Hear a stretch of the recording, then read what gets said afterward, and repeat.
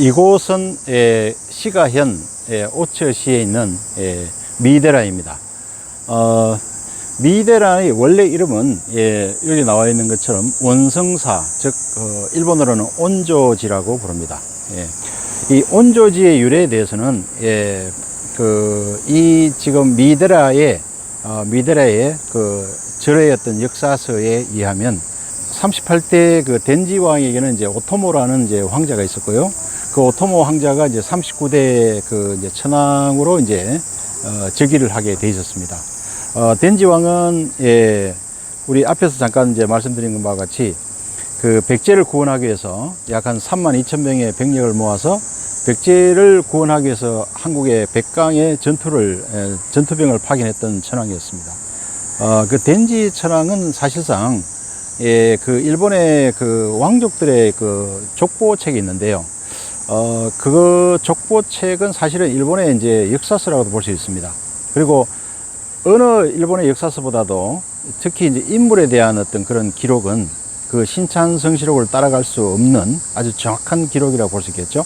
그 신찬성시록을 편찬한 사람이 바로 이제 50대 간무천왕이었습니다. 그래서 그 신찬성시록에 의하면 그게 이제 1882 귀족 또는 왕족의 그 역사 그 가문의 기록이 나와 있는데요. 거기에 의하면 이 덴지 천황은 바로 그 우리 백제계의 어떤 그런 혈통으로 알려져 있습니다. 왜냐하면 덴지 천황의 아버지가 34대 조메이 천황인데요. 조메이 천황은 실제로 그 당시 나라에 백제궁을 짓고 살았습니다. 그래서 조메이 천황의 그 궁 이름이 백제궁이었습니다. 그리고 이제 조메이 천황의 할아버지인 30대 비다스 텐노는요, 신찬성시록에 하면 백제 왕족이라 출신이라는 것이 정확하게 기록이 되어 있는 것이죠. 그래서 교토의 교토대학의 우에다 마사키 박사라든지 그런 또 동경대학의 구메 쿠니타케 교수라든지 이런 여러 또 리츠메이칸 대학의 이마이 게이지 교수라든지 이런 분들이 본인들의 어떤 그런 이 저서에 이 백제 왕족과 그 일본 천황과의 그런 관계를 또 밝히고 있습니다. 그런데 덴지 천황이 이제 그 백강 전투에 패배를 한 후에 결국 나당연합군의 침공을 염려를 해서 아스카에서 이쪽으로 천도를 하게 되는데 672년에 덴지 천황이 이제 죽게 됩니다. 그러자 이제 어린 오토모 황제가 이제 그 39대 홍문 천황에 오르는데요. 그때 이제 덴지 천황의 동생인 그 대해인 왕자가 이제 반란을 일으킵니다. 즉 자기가 이제 왕권을 차지하기 위해서 그 조카를 몰아내려고 하죠. 우리 한국의 그 수양대군의 스토리와 아주 유사합니다.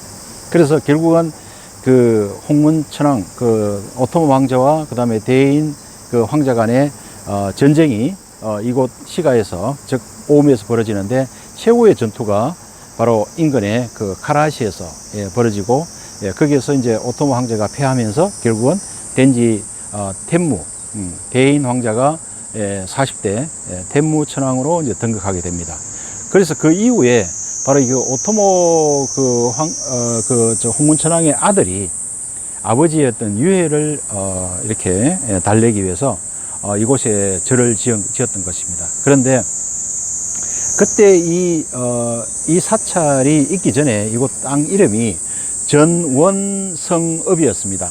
그래서 전원성읍, 이제 이 자리에 이제 사찰을 지었는데 절 사찰의 이름을 이제 사실은 처음에는 없이 그냥 암자만 지었던 것이죠.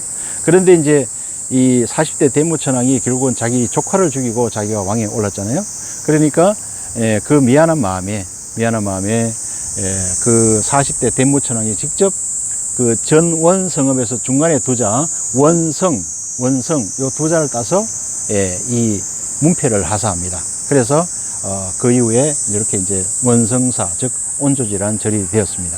근데 그러면 왜 지금은 이걸 삼정사라, 즉 미이데라를 부르냐면 이 안에는 정말 그 영험한 샘물이 있습니다. 근데 이제 워낙 그 샘물이 영험하다 보니까 그 일본의 천황가에서 이제 아기가 태어났을 때 이 샘물로 가지고 이제 목욕을 시켰던 겁니다. 그래서 역사상으로는 이제 38대 텐지천왕, 그 다음에 40대 대무천왕, 그 다음에 41대 지도천왕이 이 미데라의 샘물로 그 목욕을 했다고 기록이 되어 있어요. 그래서 3명의 천왕이 목욕을 한 샘물이라서 그래서 석삼자를 써서 삼정사라고 그 후대에 이름이 붙여져서 지금은 그렇게 이제 미데라로 알려져 있는 것입니다.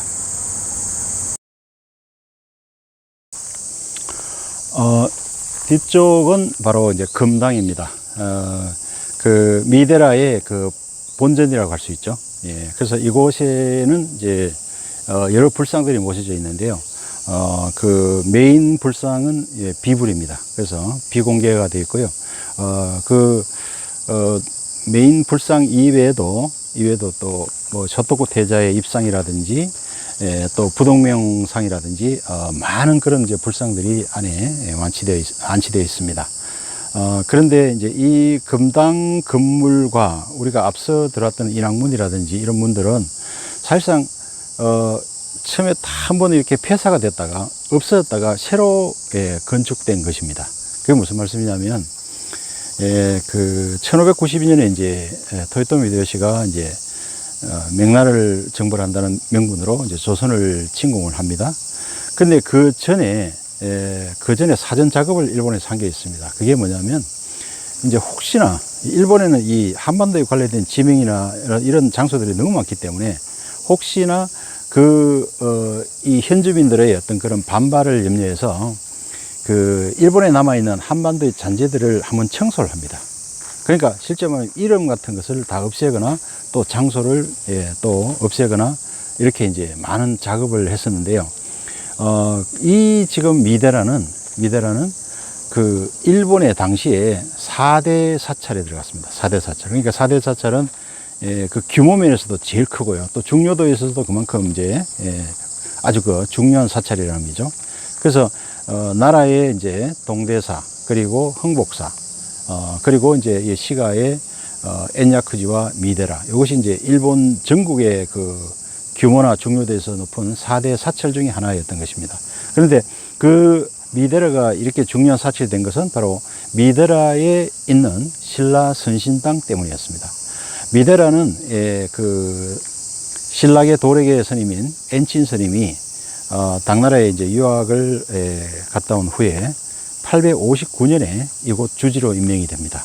그래서 859년에 주지가 임명이 되고 860년에 그 당나라에 유학을 갔다 올 때 그 경험, 그때 이제 어떤 이렇게 여러 가지 일들이 있었는데요. 그 일이 계기가 돼 가지고 이제 이곳에 신라 명신을 모신 신라 선신당을 세웁니다.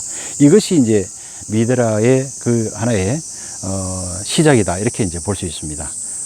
그래서 이곳은 이제 그 이후에 이 일본의 천황가에서 계속적으로 천황가에서 주기적으로 참배를 하고 특히 친황가에서 직속으로 관리하던 그런 사찰이었던 것이죠. 그래서 이제 그만큼 이 규모가 컸고요. 지금은 이제 신라 선신당은 여기서 상당히 떨어져 있습니다. 1km 이상 떨어져 있습니다. 그런데 여기서 신라 선신당까지의 그 거리, 그 사이에는 지금 이제 오처 시청이 들어서 있고요. 그 다음에 오처 소방서도 있고, 그 다음에 큰 오처 상업고등학교도 있습니다. 근데 이 건물들이 전부 다 옛날에는 미데라의 경내였던 것입니다. 그리고 이 전체 그 경내에서 이제 첫 번째 주된 바로 본조는 사실상 신라 선신당이었죠. 그래서 신라 선신당이라는 그 자체가 결국은 한반도의 어떤 그런 뭔가 그 당시 토요토미가 생각하기로는 잔재로는 첫 번째로 그 중요했던 것이죠. 그래서 이 사찰을 완전히 폐사를 시킵니다. 그래서 건물들을 다 없애지는 못하고요. 여기 있던 건물들을 전부 다른 건물로 다 옮깁니다. 그래서 이 금당도 사실은 저 위에 있는, 희해전 위에 있는 엔야쿠지로 그쪽으로 옮겼다가 그쪽으로 이제 옮기게 되고요. 인왕문도 또 다른 절로 옮기고, 또 저 위에 있는 대사당도 옮기고, 탑도, 그래서 저 위에 가면 이제 3층 그 석탑, 목탑이 있는데요. 그 탑도 다른 데로 옮기고, 이 절을 완전히 폐사를 시켜버린 겁니다. 그러면 신라 선신당은 어떻게 했냐면, 선신당은 신을 모신 것이죠. 그래서 일본 사람들은 그 신에 대해서는 어떠한 일이 있어도 거기는 노타치죠. 그건 금기사항입니다. 그래서 신전은 그대로 옛날 모습 그대로 지금 남아있죠. 그 대신에 신라성신당은 지금 완전히 떨어져서요. 이 원래는 이 미데라의 가장 중요한 사찰이었는데 지금은 미데라 완전히 독립돼 가지고 중간에 이제 많은 건물들이 서고 혼자 이제 몇 단 저 북쪽에 남아 있는 것입니다. 지금 금당 앞에 여기 이제 지금 등롱이 하나 있는데요. 등롱은 이제 불을 밝히는 것이죠. 이 등롱은 상당히 일본 또 역사에 아주 중요한 그 역사적 사실과 관계됩니다. 덴지 천황이 그 왕위에 오르기 전에요. 그때 이제 645년 당시 이제 그 나카노의 그 황제였습니다. 황제였는데 그 당시에는 이제 아스카 시대로 그 일본에는 그 소가 가문이 권력을 잡고 있었어요. 그래서 소가 가문은 계속 그 대대로 황가의 그 소가 가문의 딸들을 황가의 시집을 보냅니다. 그리고 이제 그 당시에 이제 그 텐지 천황이 그 황자일 때 그때 그 권력을 잡고 있던 소가 씨는 소가노 이루카 이제 대신이 실제로 권력을 이렇게 잡고 있었죠. 그런데 이제 이 황권이 약화된 것을 오랫동안 이제 그 텐지 천황은 봐왔던 것이죠. 그래서 소가노 이루카는 바로 자기의 그 외할아버지에 해당됩니다. 그런데도 결국은 이 왕권을 회복하기 위해서 다른 귀족과 이제 손을 잡고 그 판계궁에서 공식적인 그 회의 자리에서 소가노 이루카의 목을 칩니다. 그게 바로 645년에 일어난 을사의 변입니다.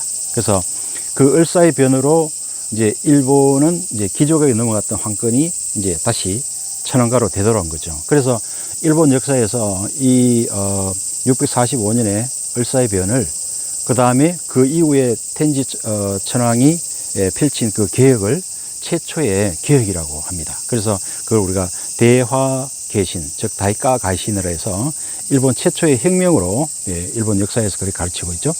그래서 그 이후에 이제 두 번째 혁명은 이제 메이지 유신이 되었고요. 그래서 이 다이카 가이신과 메이지 유신은 바로 이제 천황의 권력을 되찾는다는 그런 그 의미가 첫 번째 그 의미였던 거죠. 그리고 그 당시 소가노 이루카를 처단하고 나서 그 덴지 천황은 계속 마음적으로 괴로웠던 것입니다. 왜냐하면 자기의 외가를 그렇게 멸족을 시켰으니까요. 그리고 외할아버지를 처단했고, 그래서 나중에 자기의 어떤 그런 이 제업을 짓기 위해서 자신의 그 무명지를 자릅니다. 자라서 바로 여기에 묻었습니다. 그래서 지금 이 등롱이 바로 덴지 천황의 무명지가 묻힌 등롱입니다. 그래서 이것을 이제 그대로 한자로 무명지 등롱이라고 이렇게 부르고 있습니다. 그래서 바로 그 을사의 변 그리고 다이카 가이신 그와 밀접된 하나의 역사적인 유물이라고 볼 수 있죠. 자, 이 지금 종은요, 미데라의 범종인데 바로 일본 최고의 종입니다. 그 일본에는 3대 명종이 있는데요. 소리로는 일본에서 가장 아름다운 소리를 내는 종입니다. 즉, 그래서 이제, 미노 만종이라고 부르는데요. 그 우리 한국에는 이제 에빌레종 같은 또 유명한 종이 있죠.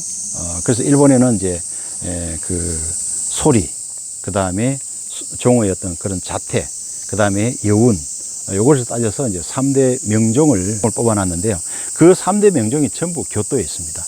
그래서 소리로는 바로 이 미데라의 미만종, 이게 이제 첫 번째고요. 그 다음에 종의 그 모양, 자태는 교토부 우지시에 있는 벼도인의 범종이 그 모양은 일본 최고입니다.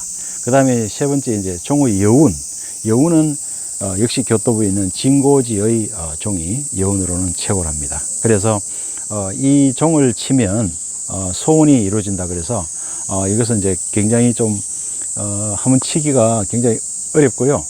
종을 치는데 그 한번 내는 입장료는 800엔입니다. 800엔을 놓고 한번 이제 종을 치면 또 부적도 같이 줍니다. 그래서 특히 이제 섣달 금음날, 섣달 금음날은 그 야간에 계속 이 종을 칩니다. 그러면 이 종이 앞에 비약꽃 전체를 울려 퍼집니다. 그러면 그때는 모든 사람들이 이 종소리에 귀를 기울입니다. 그러면서 가장 그 평화로운 또 그 어떤 불심 이런 걸 느끼면서 마음의 평안을 얻는다고 합니다. 그래서 섣달 금음에 울리는 이 미만종의 소리는 정말 이곳에 사는 모든 사람들의 가장 심금을 울리는 그런 유명한 그런 종소리고, 그것이 바로 또 이 사람들에게 굉장히 이렇게 귀하게 와닿기 때문에 그 오미팔경 중에 하나가 바로 이 미만종의 소리입니다. 그래서 팔경이라는 것은 보통 경치를 말하는데요, 이 종소리가 아주 이렇게 특별하게 그 오미팔경에 들어간 것이죠.